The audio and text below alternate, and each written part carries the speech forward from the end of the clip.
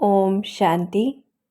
आज 6 मार्च 2024 की मुरली में बाबा हमें पवित्रता की धारणा पर पक्का कराते कि विघ्न चाहे जो भी आए, हमें डरना नहीं है। और दूसरा, बाबा हमें वैराग्य दिलाते, इस सृष्टि का दृश्य दिखाते जो अंत में होने वाला है। फिर सतो प्रधान और तमो प्रधान निश्चय क्या होता है तो वो भी समझाते, और किस प्रकार से हम शिव बाबा को याद करें तो वो युक्ति देते बाबा। तो सबसे पहले तो नशा रहे कि कोई मनुष्य हमें नहीं पढ़ाता, यह तो भगवान पढ़ाते हैं। फिर बाबा याद भी दिलाते कि तुम तो मेरे वही बच्चे हो जो कितने धनवान थे, राज्य भाग्य था, लायक थे, विश्व के मालिक थे। और ऐसे हम भगवान के बच्चे जो उसे कितने प्यारे हैं, तो ऐसे हम बच्चों का दुख भी शिव बाबा सहन नहीं कर सकते। और ड्रामा अनुसार कल्प का 3 हिस्सा हम बच्चे सुख पाते हैं, द्वापर युग तक। फिर हमारा भी फर्ज है कि ऐसा बाप जो हमें इतना सुख देता है तो उसकी श्रीमत पर चलना है, क्योंकि श्रीमत में ही सुख है।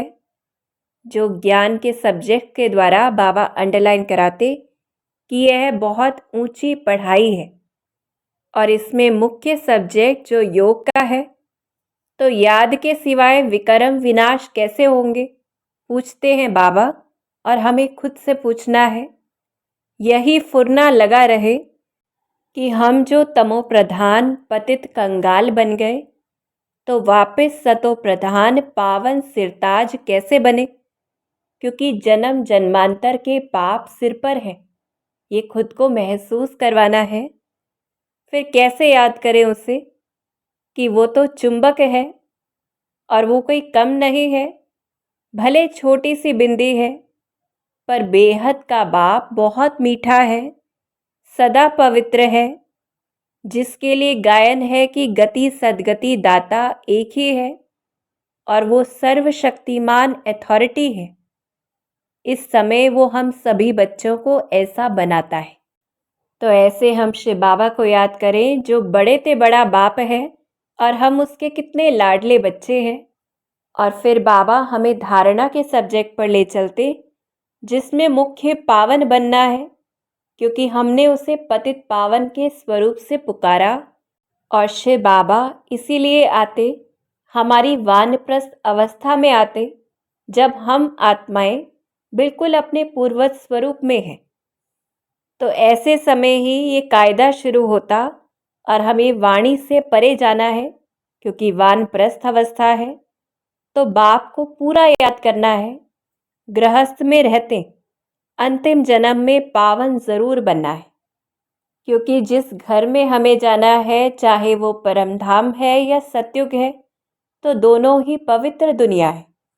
फिर बाबा ये भी पक्का करा देते कि पवित्रता की धारणा में हंगामा तो होगा, पर हमें किसी भी बात से डरना नहीं है, क्योंकि यही सतो प्रधान निश्चय है कि भगवान के कहने पर हम कोई कार्य कर रहे हैं, उसमें बिना डरे, बिना संशय लाए।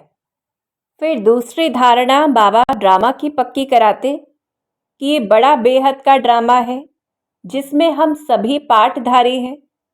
84 जन्मों के वही फीचर्स हमें कल्प पहले भी मिले थे और फिर मिलेंगे, जिसमें कोई फर्क नहीं है। तो ऐसे साक्षी होकर देखना है। और हम आत्माएं इतनी स्वतंत्र हैं कि जिस समय पर आयु पूरी हो जाती शरीर की, तो शरीर छोड़ देते हैं। तो ऐसे कड़े शब्दों में बाबा पवित्रता पर पक्का कराते कि अगर विकार में जाएंगे तो शूट हो जाएंगे। भगवान का हुक्म है तो खबरदार रहना है। और फिर सेवा के सब्जेक्ट में बाबा ले चलते कि किस प्रकार से ब्रह्मा बाबा ने भी शिव बाबा को फॉलो किया, तो ऐसे ही हमें करना है। और स्वयं हमारा पिता इस भारत को शिवालय बनाने में लगे हुए हैं, तो हम बच्चों को भी पुरुषार्थ करना है, क्योंकि सब कुछ हमारे लिए ही हो रहा है। तो शिवालय बनाने के लिए हम कैसे सहयोग दें? सबसे पहले तो वाचा के द्वारा हम पैगाम दे सकते हैं, अच्छा पंडा बनकर। फिर जैसे शिव बाबा हम सभी बच्चों को प्यार से संभालते, पालन पोषण करते, वैसे ही ब्रह्मा बाबा ने भी किया। कोई अहंकार न रखकर बिल्कुल साधारण चले, मकान भी बहुत साधारण रहा। तो ऐसे हमें विश्व सेवाधारी बनना है, जगत माँ जगत पिता बनकर। फिर और कैसे हम सेवा कर सकते हैं, तो क्लियर लिखना है कि 5000 वर्ष पहले भी हूबहू ऐसे ही हुआ था। ये म्यूजियम खुला था। भारत में देवी देवता धर्म की स्थापना भी हुई थी और इस समय बाबा आ गए हैं। बाप का वर्षा ही है स्वर्ग की बादशाही। तो लोग पूछने आएंगे कि हम ऐसा दावा कैसे कर सकते हैं।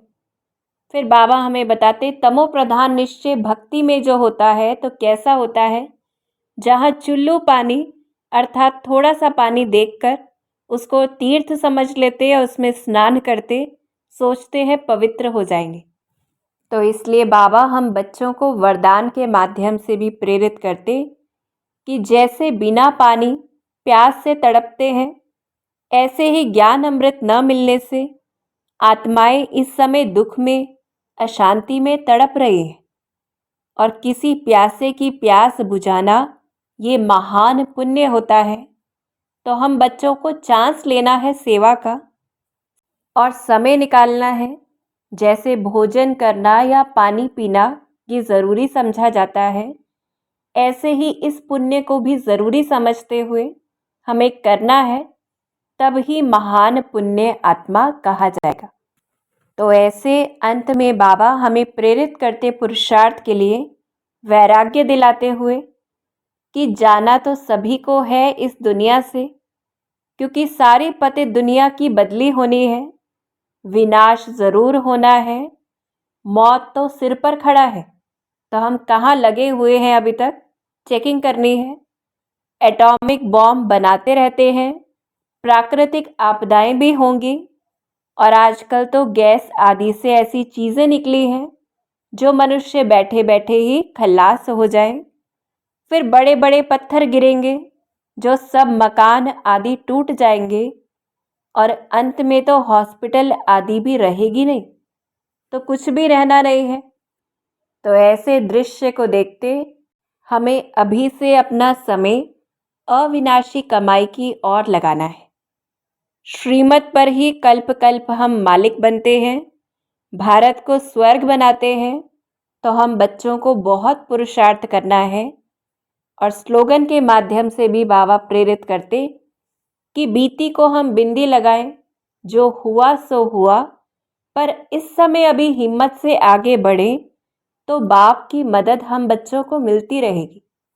तो शिव बाबा ने हमें जैसे भी हैं हम वैसा ही स्वीकार किया है, बस हमें आगे बढ़ना है और वो सदा साथ है। अच्छा, ओम शांति।